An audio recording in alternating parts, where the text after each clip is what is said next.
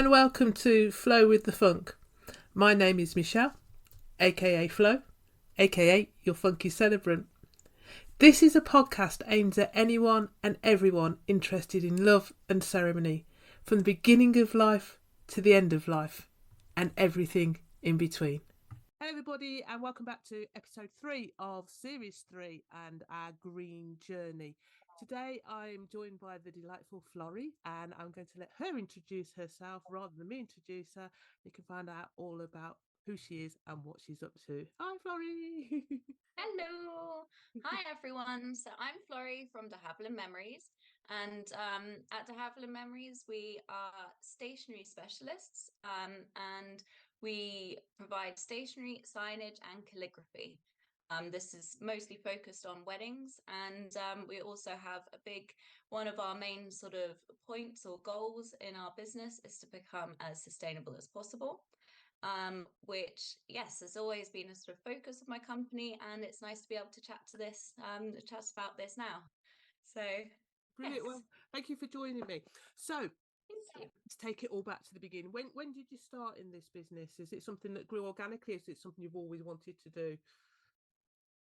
So, it was quite interesting. I was actually an engineer working testing satellites before they were launched, and the I became ill basically, and I had a bit of time to really rethink what it was that I wanted to do.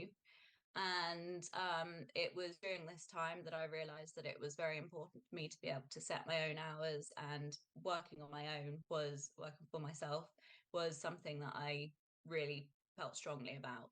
Mm. And having the main thing that hindered me with being an engineer was that it wasn't as creative as I'd hoped. And so I, yeah, decided I was going to take up watercolor and calligraphy and see where it took me. Yeah. So I continued working for a bit as an engineer, whilst sort of nursing my company. I think I officially set it up in Germany when I was living there in 2021, Yeah. but only had two customers until recently, because most of what I was doing was building websites or updating my website because my first one wasn't very good. And then, just trying to get some methods involved, get some sort of idea of how to work with people and how to actually use Photoshop and things like this, because Yeah. I'd never really done any of that before either. Yeah. So, yes, it was certainly a bit of a stab in the dark, a bit of a, but I had a feeling that this was something that I needed to do. And moved back to England in July last year, so July 2023, 2 weeks before my wedding, which probably wasn't very intelligent because it was incredibly stressful.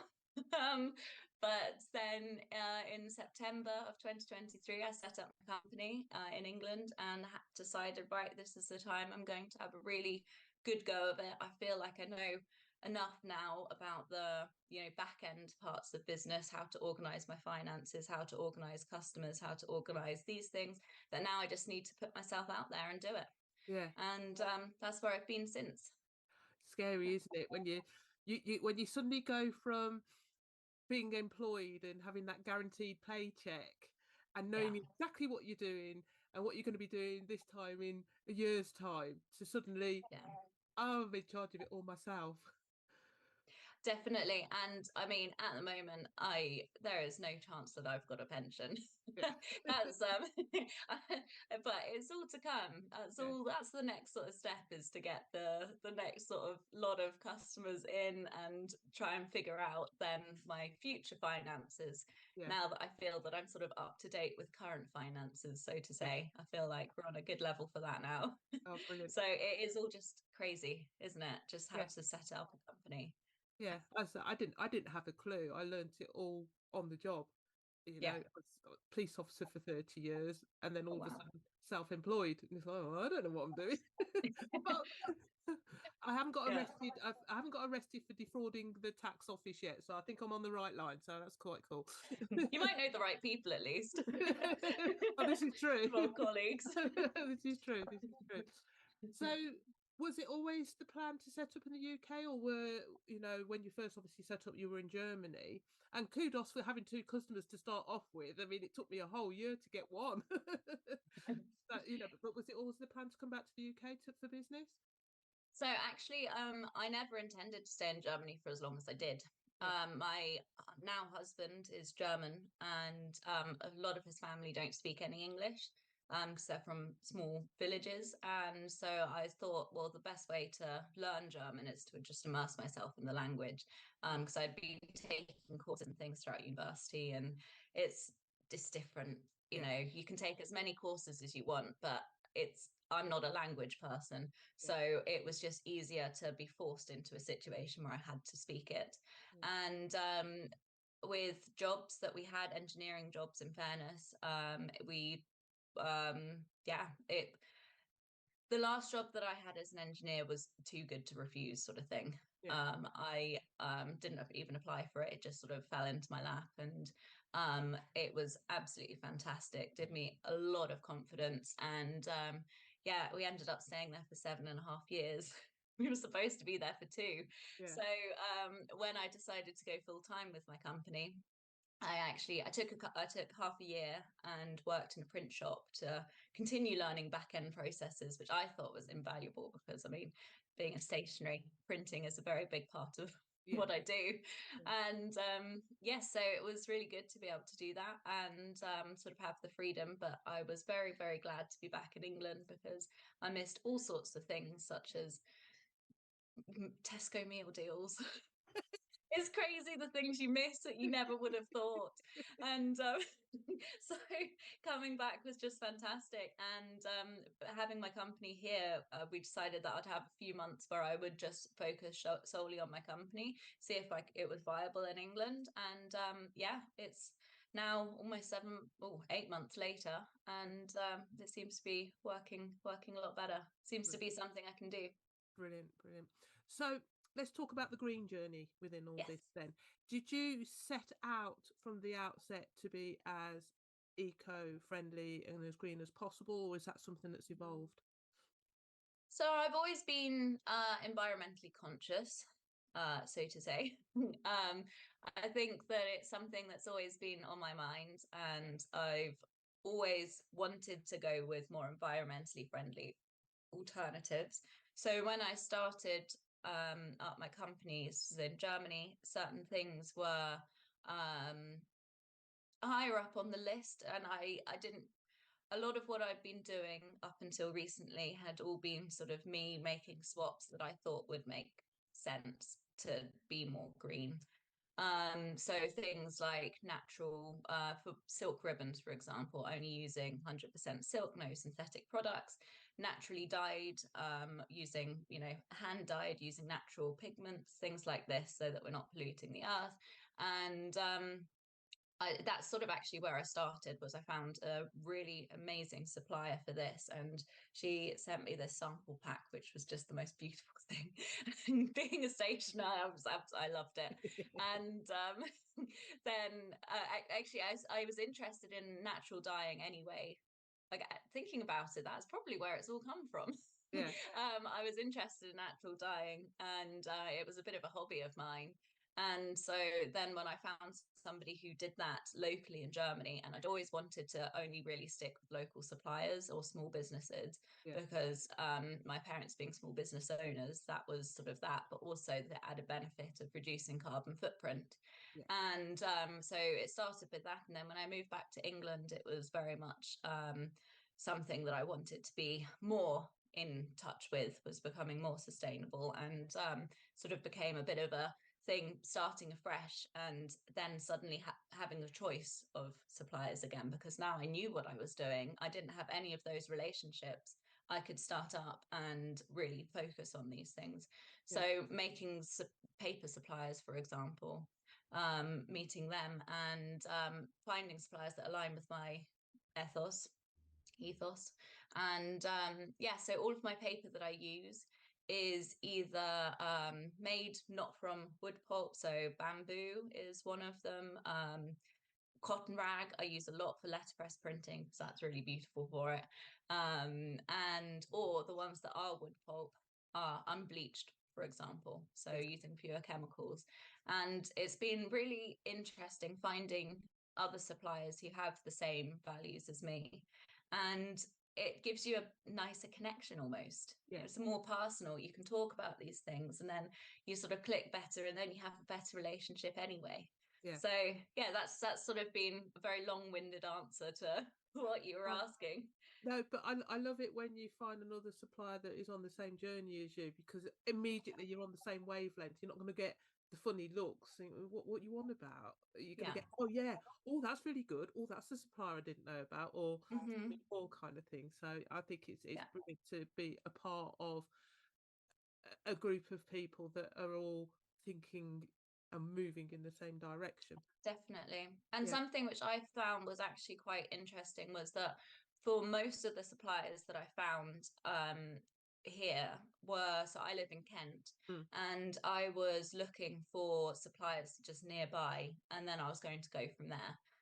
Because, you know, small businesses reducing carbon footprint, it makes sense to start there instead of starting big and just sort of, you know, there's the whole of the UK to then explore, and that got a bit scary. Yeah. And just by narrowing my search down to local small businesses and then meeting them in person and saying, you know, oh, I'd like to use environmentally friendly such and such, and then the number of them who would just go, oh wow, me too, yeah, we pride ourselves in doing this, here, let me show you this collection, or oh, we do this too, here, look at such and such. And it was actually incredibly easy, I found, to find people that aligned with me when I started small and just local. Oh, that's I amazing. think when you get to the bigger companies, then they're less likely to sort of care as much. Yeah. So, but a lot of small businesses do actually take that to heart. Yeah. Cool. So, So how did you come across the SWA? well, this was whilst I was still in Germany, actually. So it was probably more than a year ago, and I saw it and was sort of thinking, oh, that sounds like something I could get involved in. But I know that you could join it from abroad, but it was a bit more complicated, not the joining, but I think there were extra fees and things involved. And I thought, well, planning to move back to England in half a year or so anyway, just wait until then. Yeah. And so I sort of kept in touch with them. And then when I moved back, just sent an email. But I have a feeling it was from For Your Party. Yeah. There was just some posts. I don't know how I came across her though. I think it must have been, no, I honestly have no idea how it popped up, but I saw that she said something about Sustainable Wedding Alliance, and I thought, okay, let's have a look. Yeah. Sounds like something for me. Yeah. So Yeah. No, Mercedes is everywhere. she is. She'd commented on a photographer who I know on his post, because he'd done something sustainable, and she commented on that, and then we started talking and she told me about the alliance. So yeah, Mercedes I think is probably responsible for about 95% of the SWA's Well, population. good. Which is She's doing brilliant. fantastically well. Yeah, which is brilliant, but it's just like, yeah, we can all blame her for falling in step. Yeah. Yeah. So where are you on your journey with the SWA? So I'm in a place. So my main topic recently was getting my website out and about. So I've completely redone my website, rebranded, and that was my big sort of thing. And yes, now it's then working towards accreditation and working on my sustainability policy. Yeah. So I need to upload it, but I've got the workbook type thing that Yeah. I've printed off, and I'm just slowly working my way through that and trying to get that to a position where I can publish it. Yeah. And yeah, working towards accreditation. Yeah. So I'm It's very excited about that. yeah. Been going through the courses. Yeah. I've got my call with Michelle on Thursday. Oh, that's exciting. It is, but it isn't. I shouldn't have done it on my birthday. But I thought if I do it on my birthday, it means then if it's good news, I've got a double celebration. But if it's bad news, I've still got the single celebration to take the edge off the double, to take the edge off. I need to do some more work, but we'll see. We'll see. But, Well, I think I can't remember what it was called because I had mine a little while ago, but I do remember I was very nervous and I yeah, said this, and I was at one of the member meetups, just yeah, one of the online ones, and there was also a new person there who had the call, yeah, and she was saying that she was very nervous as well, and yeah, they were sort of saying, well, maybe that's giving off the wrong impression because it's really more like a friendly chat it is. because at the end of the day, there's no right or wrong way to Yeah, start out. yeah, And so all she wants to do is be able to help guide you, not to be able to tell you that you're wrong. yeah, And I think absolutely. that's the, yeah. But I think we all invest so much into it that we want to get it right from the Yeah, outset. And we're, like you exactly. say, we're all going to get it wrong because A, that's life, and B, it's new territory for a lot of us. But yeah, I mean, my thinking has completely changed since I became a member of the Yeah. SWA. My statement is on my website, but that's been revamped 4 times in the Oh, short yeah. time that it's been up because I keep adding to it and then tweaking it and stuff like that. And Good. it's given me the impetus as well to actually reach out to a number of. I'm in the process of writing a blog um, uh, about Essex about Essex and some suppliers. So I've reached out to all of the venues that I want to feature in this blog and actually Mhm. asked them, what's your sustainability policy? Yeah. Only had 2 responses so far. One is epic, which I expected, and the other one hasn't done anything at all, which again I kind of suspected that. But they now have details of the SWA, and they went, "We're going to look into this. This seems." Yeah. So if nothing else, even if they haven't got anything in place now, it's hopefully directing people to say, there is this organisation that can help you Yeah. to achieve a certain level of sustainability, but also going to put in front of people that that's what they're looking for. And if you don't do it, they're not going to know. It's an interesting journey, and it's been quite interesting for me. Whereas before, I would never have asked anybody, "What's your sustainability No. cost?" Well, But now I do. yeah, I feel that that's also quite an interesting one because these sort of people, I haven't really had to ask many of my suppliers because quite a few of my suppliers have brought it up proudly. Yeah, And I've really appreciated that.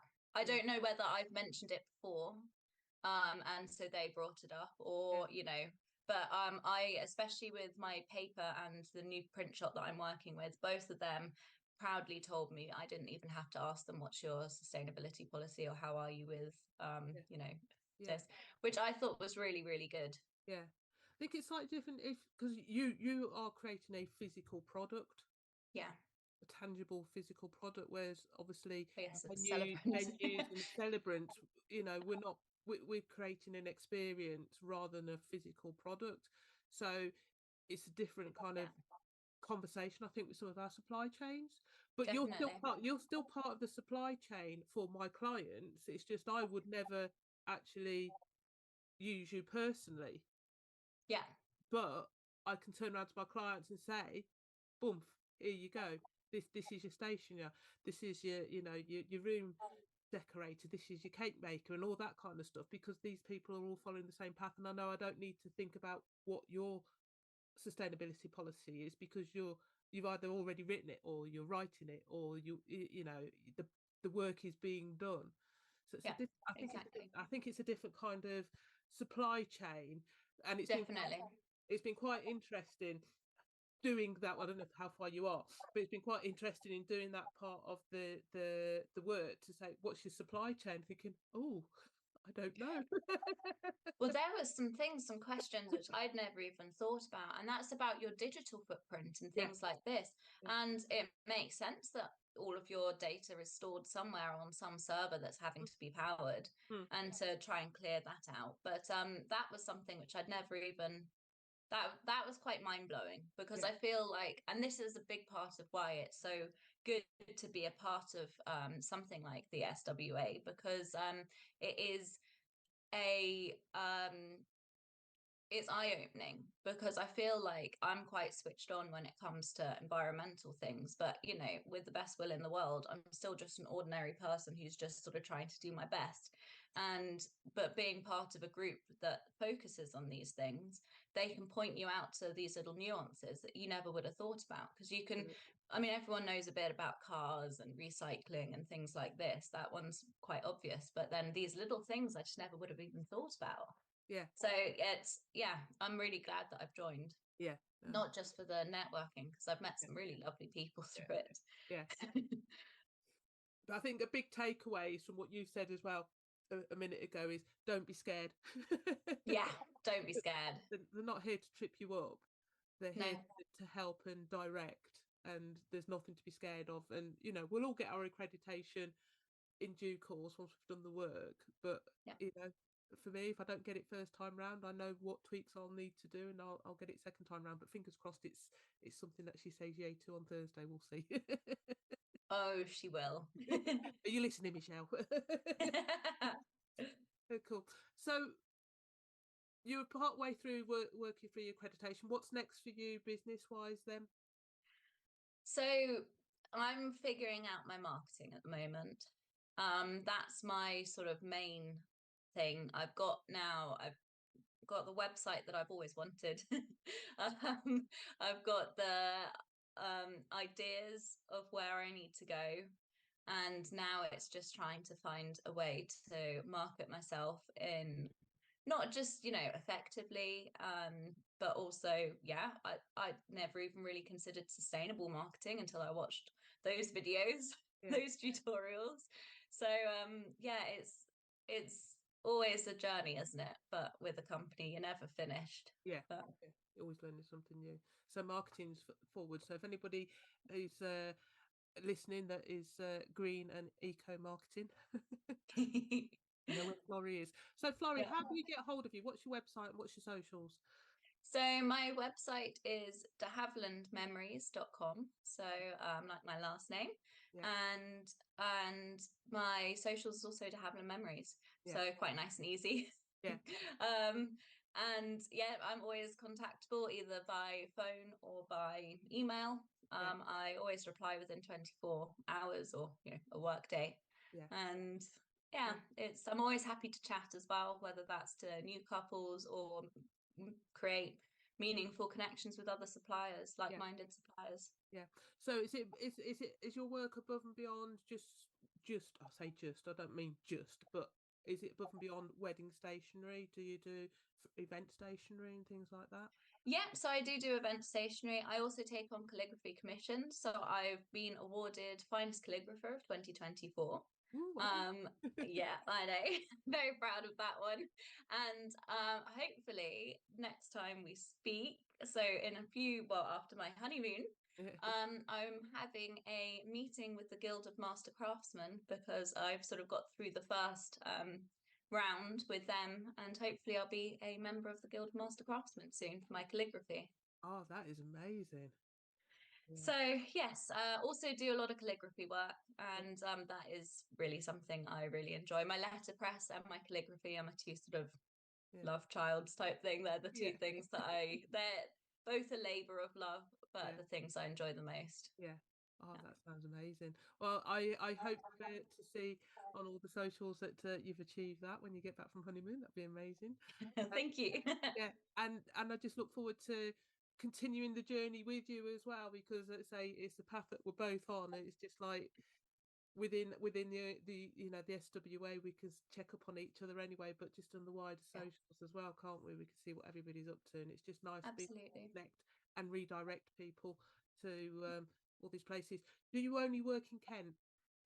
I ship worldwide even. So anything that, luckily with my job, it tends to be quite small packages. The signage is slightly different, but I do ship that UK wide.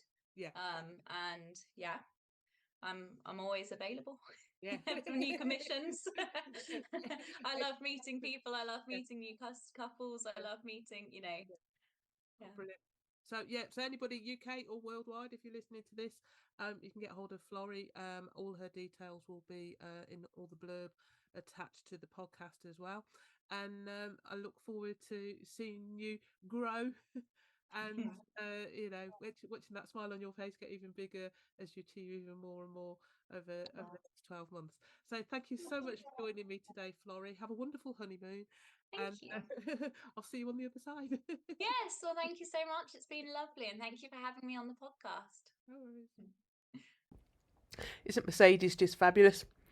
Check out her links, give her a follow, and check out the SWA too. It'd be great to have you on board. See you soon.